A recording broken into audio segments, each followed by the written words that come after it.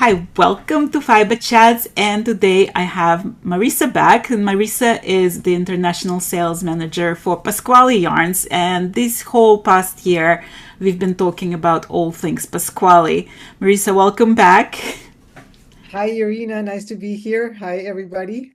So today we decided to talk about mohair. And to be honest, like I've been obsessing with mohair for the past couple years. Like I use it in a lot of my projects. I use it on its own, but I also combine it with other yarns to just add that little halo to my knitting. And today we want to talk about Pasquale mohair, what makes it so special, and also how can you use it in combination with other Pasquale yarns. So tell us a little bit, when did Pasquale start carrying the mohair yarn and where it's coming from and all these good things. So we have two very beautiful mohairs. I'll show you. So we have Manada, which is our first mohair yarn, and where's my Mohair Bliss here, for the two of them, Manada and Mohair Bliss. So Manada is not your traditional mohair yarn that you know. It was created for a premium yarn, and it was developed with four different fibers, and we called it Manada. So the name in Spanish means herd because it's a composition of four different fibers from four different animals. And so it has 45% mohair, super kid mohair, which comes from South Africa. Then it has 25% mulberry silk, which comes from China. And then what makes it really special is that it has 15% yak wool that comes from Mongolia and 15% organic merino, superfine organic merino that comes from Patagonia. So I'm I gonna mean, if you could describe, like in one word, ultimate luxury in yarn, it would be Manada. Banana is absolutely, yeah, and it has the same, you see the halo of the yarn and it's fuzzy, but because of the composition, the blend that we have in the fibers, it's not as hairy, and you don't have manada hairs when I don't have anything that I can show you with. I'm wearing manada, by the way. But if you're wearing black pants with a shawl like what I'm wearing right now, your pants won't be covered with the fibers. So it's really nice. It's a dream to knit. It's a dream to wear. And this is a yarn that is like Mohair Bliss. The other one, I'll tell you a little bit about the other one. Then I talk about the certification. So Mohair Bliss is more what you know in the market is 60% mohair, super kid mohair, and 40% mulberry silk. So, and also it comes the mohair also comes from, it's all produced in South Africa as well. So but this one you can see it has more the hairy typical of a mohair yarn, no?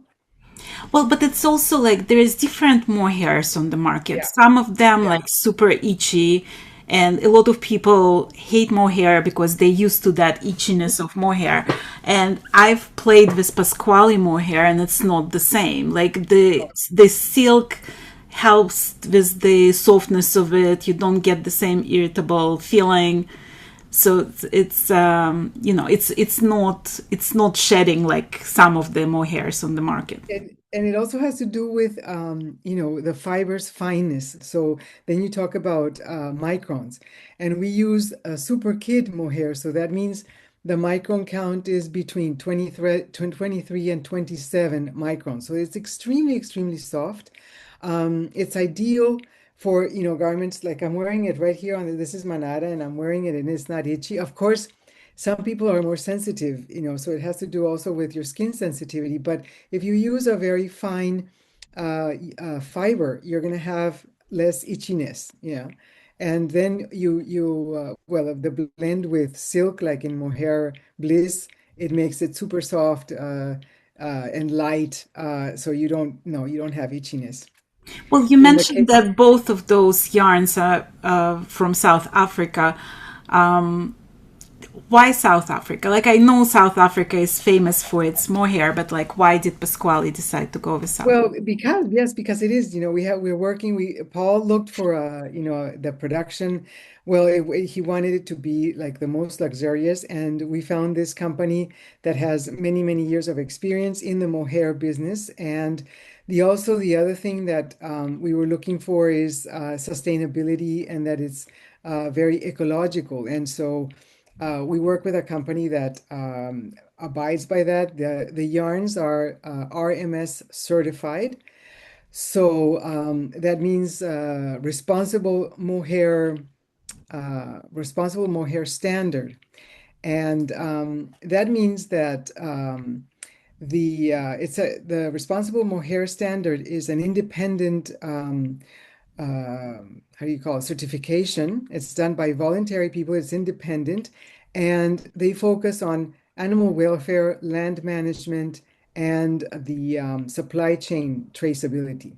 So it is developed by a place called Textile Exchange, which is a global nonprofit organization.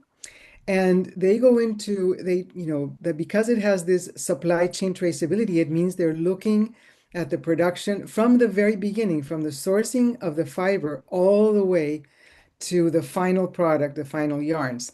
So, and they're looking at, in terms of animal welfare, they're looking at proper nutrition, that the animals have proper nutrition, that they have access to clean water, that they have appropriate living conditions, that they have veterinary care and good health, humane treatment, shearing, for example, shearing practices that don't stress the animals and don't injure them. And then they look also at land management, so that there's no overgrazing, that the soil is protected, that there's biodiversity, how are water sources, water resources used, and preserving ecosystem. So all of that is looked, and then they look at, like I said, chain custody. So they're following the product in all stages of the production. So that's why we went for it, as a company that has the certification. We also are certified. So it gives us peace of mind that we're working with a serious company that has experience, and then you get beautiful mohair. And I know that Paul is stricter than any certification Yeah. when it comes to standards, because Yeah. he'll get the certification and then it has to go through his own certification. Yes. He did Yeah. go to South Africa. I'm gonna put the video here, Yeah. when he visited South Africa and was looking at the production of the mohair. Yeah, that's very important to him, and he really wants to know. And he, he announces his visits relatively shortly so that, he can really go see what is happening, and he wants to make sure that everything from the animals to the whole thing. So he's really behind every one of the yarns. Yeah, that's very important for him. And his standards usually are higher. So that we're very serious about that. It's ingrained in our philosophy. It's how the company was founded, and that's that in everything, every yarn that we use, every yarn that we produce. Sorry, Paul is really behind them.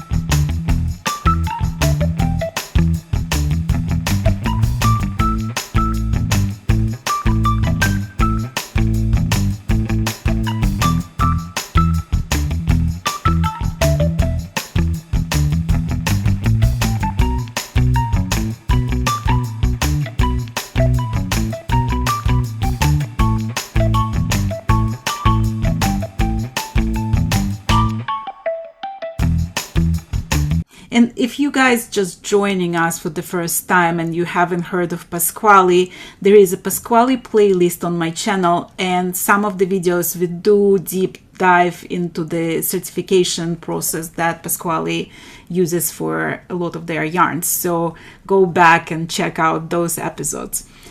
Well, I mentioned at the beginning that not only I like working with mohair, but I also like combining different yarns together. Yeah. And I know Yeah. that you like it as well. So talk a little bit about how, like, what kind of yarns can you combine and what does mohair adds to the fabric? Well, any of our mohairs, I mean, either of them, if you use Manada, if you like this one more, it's a personal thing, you can match them with just about any one of our yarns. Um, I talk about it a lot because we have the color palette of Manada and the color palette of Merino Baby are exactly the same. So this is a very nice match. So you find exactly the same colors. There's 31 colors in the palette. So there's a lot of you can do. And what it adds, when you combine, even if you take Mohair Bliss, also you can combine it with Merino Baby. It'll make Merino Baby softer. It'll give it this halo, this shine, this fuzziness. Yeah, it makes it even fluffier and nicer to wear, and it also gives you a higher thickness of the yarn, so you can go up a little bit on the needles, and you can make airier garments or shawls or whatever you're working on. So yeah, it adds up, and it's like you're a painter playing with colors. We start playing with the yarns, and even combining different colors. You sometimes don't have to make the same color. You'll give a very different effect to the fabric. Yeah, I was So just it's a lot of about to fun. say that, like, if you want to go the easy way, you just combine the same Yeah, exact color. But then if yeah, you want to become an artist, you can make a gradient with combining yeah, different colors, or you can just make it more like marled kind of yeah, situation. If you combine a little bit different shades or even completely different shades, it gives yeah, some dimension. But it's yeah, also like a lot of times when you make a like heavy sweater, let's say you want to go worsted, right? yeah, It's becoming very, very heavy. And yeah, because mohair is so light, it yeah, adds this thickness of yarn without adding the weight of yarn. So yeah. it's like you can achieve much lighter garments. So it's not weighing on you when you put it on. We have a special blend that people love is Pinta, which is one of our best sellers. Pinta is a blend of merino, silk, and ramie. And when you combine it, for example, with Mohair Bliss, the two, I mean, here I selected colors that are the same, so that you see that you can work with very similar colors. Yeah, of course, people don't want to, maybe this is too thin. So then you add the mohair and you have a thicker, how do you call that? Thicker fiber. Right. And then, you can knit, yeah, you can go higher on the needles. I, for example, like to knit with higher needles, so I love the combination. And it makes, Pinta is already beautiful, but when you add a Mohair Bliss, it becomes, a dream. Yeah. Yeah, And it yeah, adds also to the drapiness of the fabric because yes, it makes it softer. So it yeah, really adds this like luxurious feel because it adds the halo, it adds the drapiness, it adds the yeah, softness, and it's yeah. also like very light. And it makes it also sturdier. Mohair and the combination with silk is very strong. Mohair is one of the strongest fibers. So if you want also, you can combine it with some of our vegan yarns, for example, with Suave or with Arctic Pearl. And then you're going to have a sturdier feel. You have the halo, the fuzziness, yeah, but you have more durable too. So the combination is endless, and you can really be creative with them. And I also find that it's a funny fiber because on one hand it's fuzzy, so you think it's like super warm, but if you Yeah, combine it with like something like cotton or linen or something, yeah, it creates this like lovely fabric that doesn't feel like just linen, but yeah, it's not adding too much warmth. Like it's because it's so airy, so it can yeah. still be used in the summer garments, not just for the fall and winter. No, yeah, this is I mean, I'm wearing right now, I'm wearing Manada and it's summer and I'm Right. here fine. I mean, it's very breathable, very airy. You almost don't feel it. And if you're in the winter time, it'll keep you really warm. Despite, for example, a pattern like this that is very airy already because it's a lace pattern that you think, oh, that's going to be very cool. It's really very nice in the summer and it's really very nice in the winter. So it has both. It'll keep you warm in the winter and it'll keep you cool in the summer because the animals, they have the hair in that it's for that. And So it's interesting. Like when we think about summer, right? We're thinking it's hot and it has to be just cotton, linen, yeah, vegan yarns. But the reality of it, like you walking into any indoor place and it's air conditioned, and you like immediately cold, and this weighs nothing. It takes nothing, no space. no You can space. put Yeah, it in your purse and it's like have it in case it gets chilly in the evening, or if you are indoors with the air conditioning, it's yeah. like perfect projects to make and It's take the along. perfect projects to carry with you along. I mean, they don't weigh anything. They fit anywhere. I have one of these always in my purse because in the summer, okay, I'm in Germany, so summers in Germany sometimes evenings can be quite a little chilly. So then I always have mine, and then it's just beautiful. You always prepare Um, it. Yeah. I, One thing I wanted to tell you about our mohairs that are different, that is different, and I forgot at the beginning, that are different from mohairs in the market is usually mohairs in the market, they use silicone to protect the fiber and to make it, because mohair by itself is quite slippery. So a lot of manufacturers, when they do the blends and to protect the fiber and have less hairs flying around, they do a little bit of covering with silicone. And although silicone is not unhealthy and it's not harmful, it is not quickly biodegradable and it uses a lot of energy to produce. So that's one thing that we don't have in our mohair. And when you see our mohair, it is the actual fiber true to what it is. So when you block it or you work with it, it's not going to look different. When you have a mohair covered with silicone, you might wear it a couple of times, block it, and then it starts looking different. Silicone starts rubbing off. So that you won't have here because it's completely natural, 100% super kid mohair. So can you yeah. talk a little bit about like how to take care of it so to expand the longevity of that? Yeah, well, I mean, I usually say in these, when you have natural yarns made of wool, woolen fibers, in this the Angora goat, you don't need to wash them. You can just air them out. This is a fiber, these fibers will not absorb any odor. They won't absorb any oil. And they're self-cleaning. So you could just, the way to take care of them is air them out at night. If there's a little stain, you can just clean it very lightly with a cloth and just wipe it off. And they will last a long time. If you feel like you need to wash them, then use a neutral shampoo or wool wash, and wash them by hand in 86-degree water, and not do not put them in the washing machine. And that's gonna become a little tiny fuzzy ball. Yeah, yeah, no, that unfortunately that's not made for that. Right. No, these are natural, the completely natural fibers that will last really for a long time if they have the proper care. And You know what so I also noticed? Like when I knit with mohair, it blocks beautifully and it yes, stays in that shape. Like it doesn't lose, even though there is silk in it, it does yeah, not lose the shape.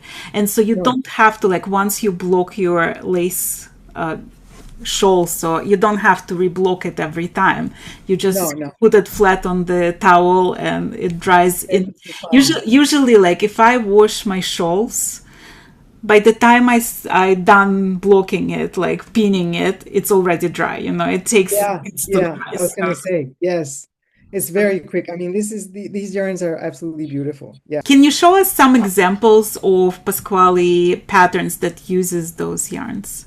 Yeah, so let me share my screen and I'll show you a couple of patterns. So I selected three patterns that, my favorite. This one is called the striped shawl, striped feather shawl. And you can do it, well, I'll show you some more pictures. You can do it with 2 or 4 balls of Mohair Bliss. And you can work with any combination of colors. And I just love it because it's so light, it's so beautiful, so there you have it. That's one. And it's a very easy pattern with a little bit of lace that you can, knit in a really quick time. So that's one. Then I selected this one. This is Luella, and this one is done with Manada. And you need about 5 balls for an L size. So you Oh, come a wow. long way. Yeah, you come really a long way with the yarn. So here you have, very light sweater, oversized, just nice. And then I'm going to show you one that you can do with Pinta and Mohair Bliss. And Mhm. this one is called Winter Sunbeam Sweater. And I love the here Cables. the braids, here the cables. It's just so beautiful. Really a nice project. And you actually, you knit it very quickly because you go up a little bit on the size, size of the needle. So it's actually, knitting very fast. So Right. there you have those. I think those are beautiful. You can always go on our website um, and here select, here are a couple of other patterns that you can look at with Manada or with Mohair Bliss. You can always choose what yarn you want to uh, look at, and then the patterns will pop up. So here, for example, if I do, oops, my mouse went away, Mohair Bliss, then you can, this one is also a beautiful right here, this pattern, and you have all the information about how much you need and so here you have this, I think is beautiful. This is also It Pinta is and Mohair. beautiful. Yeah, very nice. And also an easy knit. It looks difficult, but it's not. It's Right. really, once you get the pattern, once you know, um, it becomes very easy. No, and it's It's very easy. it doesn't require much yarn. It's quick. No. It's Yeah. easy, but it looks very romantic and sophisticated. Yes. And it's like Yes. perfect to add to any wardrobe because it's all Yeah. classical pieces that like stay timeless. As And those are the kind of things that you wear and you don't feel, if it's hot, it actually doesn't make you hotter. And if it's cool, it warms you up. So, and you also don't like feel if like, it's only takes 5 balls, it wouldn't even feel yes, it on you. You know, it's like walking yes. in a cloud. Yeah, it really is. It really, really is. Yeah. Could you tell me the yardage on these two yarns? Yes, so Mohair Bliss has 328 yards and it comes in balls of 25 grams. Yeah? And the recommended needle size is 3 to 8 US. I mean, with Mohair, That's you have the advantage huge. that you Yeah. can knit really tight or really with big needles, and then you have a really, airy project. And Manada has 218 yards. It's also 25 grams, and then the needle size from 1 to 6. So you can also go really up. So they're both beautiful yarns. Yeah. And then, you can become the artist behind the yarn. Yeah, and you have all those colors to play with, so there is Yeah, something I mean, for Mohair everyone. Bliss has 40 Oh, colors wow. and Manada has 31. So there's a lot of colors to play with. Right. I chose summer colors today, like bright. Yeah. Well, if you guys want to learn more about Pasquale, the best way I found is to subscribe to their newsletter, and I'm gonna put that link in the description of this video because you get the newsletter every week and it's full to the brim with information. There are also announcements of new patterns from both Pasquale designers but also from independent designers that work with Pasquale yarns. So it's just like really the easiest way to learn everything you want to learn about this wonderful yarn company. And also, there's already, I think, like 13 or 14 episodes in this series. So go back, watch it, and see what what yarn you might want to work with.